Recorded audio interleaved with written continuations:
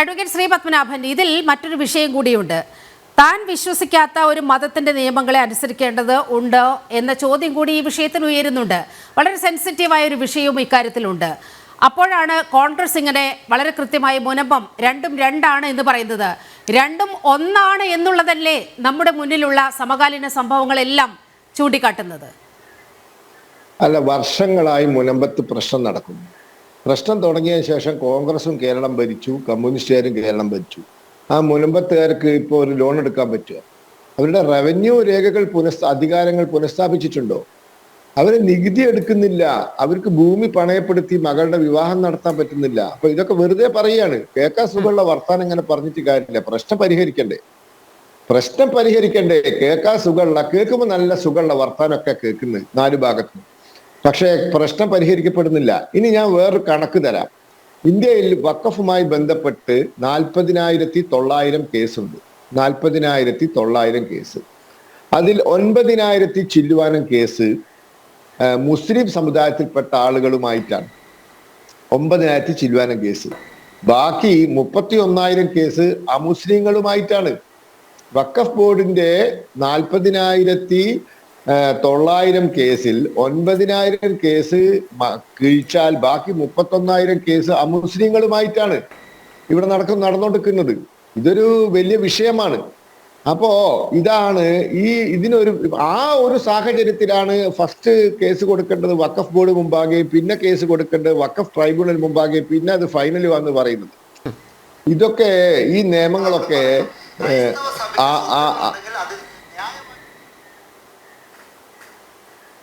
അപ്പോ ഇത് നമ്മള് വളരെ കരുതലോടെ കൈകാര്യം ചെയ്യേണ്ട വിഷയമാണ്. അതാണ് BJP, ഞാൻ തുടക്കത്തിൽ പറഞ്ഞല്ലോ, ഇതൊരു ഹിന്ദു മുസ്ലിം പ്രശ്നമല്ല, മുസ്ലിം ക്രിസ്ത്യൻ പ്രശ്നമല്ല. ഇത് രാജ്യത്തൊരു നിയമ പ്രശ്നമാണ്.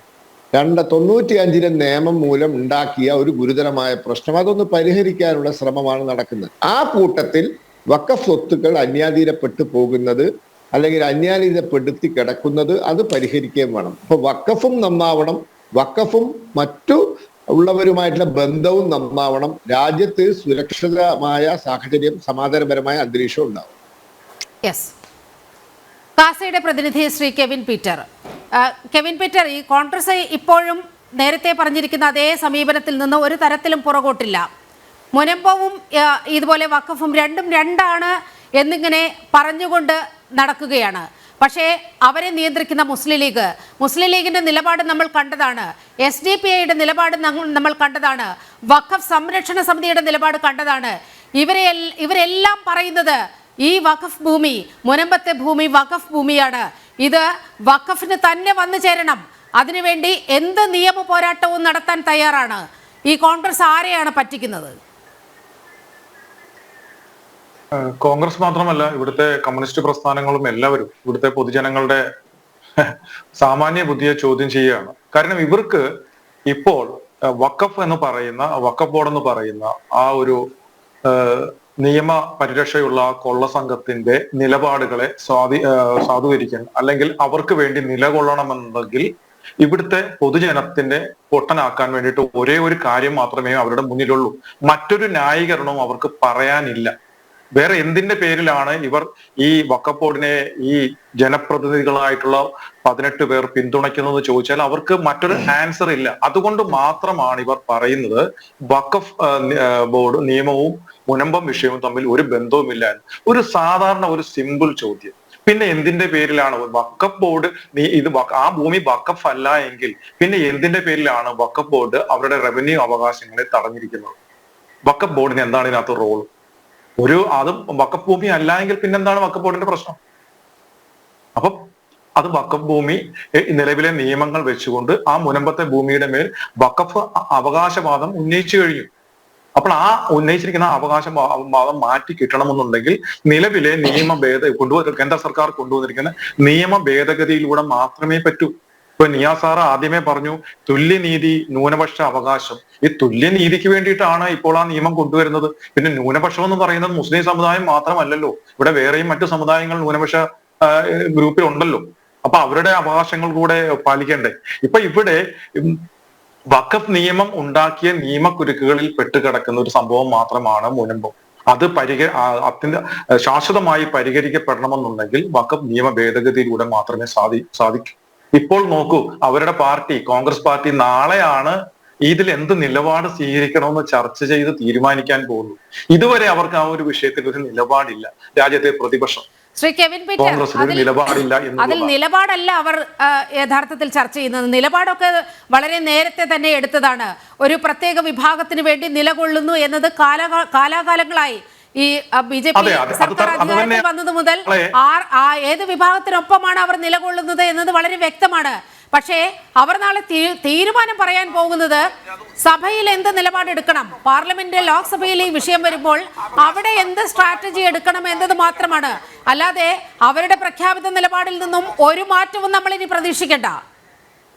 ഒരിക്കലും ഉണ്ടാവില്ല അവരുടെ മാറ്റം. അവരെ ഇപ്പോൾ ഒരു KCBC പോലെ എല്ലാ മതസ്ഥരും ബഹുമാനിക്കുന്ന ഒരു ബോഡി ഒരു അഭ്യർത്ഥന നടത്തി അതിന്റെ മഷി ഉണങ്ങുന്നതിന് മുമ്പ് അതിനെ തള്ളിക്കളയുന്ന രീതിയിൽ കോൺഗ്രസിന്റെ ഭാഗത്തുനിന്ന് ഒരു പ്രതികരണം വന്നത് ആരെ പ്രീണിപ്പിക്കാനാണ്, ആരെ സന്തോഷിപ്പിക്കാനാണെന്നുള്ളത് എല്ലാവർക്കും വളരെ ബോധ്യമായ കാര്യമാണ്. ശരിക്കും നാളെ ഇവിടെ പാർലമെന്റിൽ നമ്മൾ കാണാൻ പോകുന്നത് ഇവിടുത്തെ നമ്മളുടെ ജനപ്രതിനിധികൾ, അവർ ഒരു പാർട്ടിയുടെ റെപ്രസെന്റേറ്റീവ് ഒന്നുമല്ല, ജനങ്ങളുടെ പ്രശ്നം പരിഹരിക്കുന്നതിന് വേണ്ടി ജനങ്ങൾ തിരഞ്ഞെടുത്ത് അയച്ച ജനപ്രതിനിധികളാണ് ഈ 18 പേർ. അവർ ആർക്കൊപ്പമാണ്, സാധാരണ ജനങ്ങൾക്കൊപ്പമാണോ അതോ പൊളിറ്റിക്കൽ ഇസ്ലാമിനൊപ്പമാണോ എന്നുള്ളത് മാത്രമാണ് നാളെ നമുക്ക് കാണാൻ പോകുന്നത്.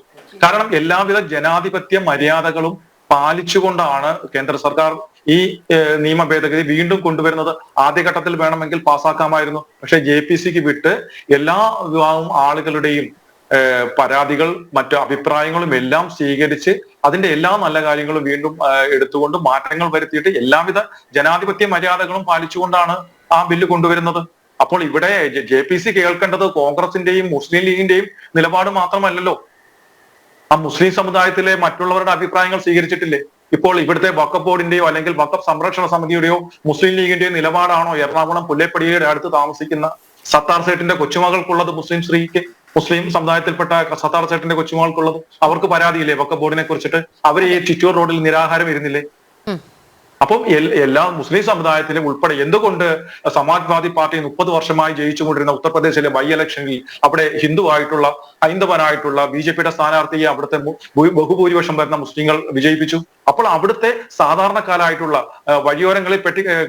വഴിയോര വാണിഭം നടത്തുന്ന ആളുകൾ ഏറെയുള്ള ആ മണ്ഡലത്തിൽ വഖഫിന്റെ കുടിയിറക്ക് ഭീഷണി നേരിടുന്നവരാണ് അവർ. അവർക്ക് പോലും മനസ്സിലാക്കി കഴിഞ്ഞു.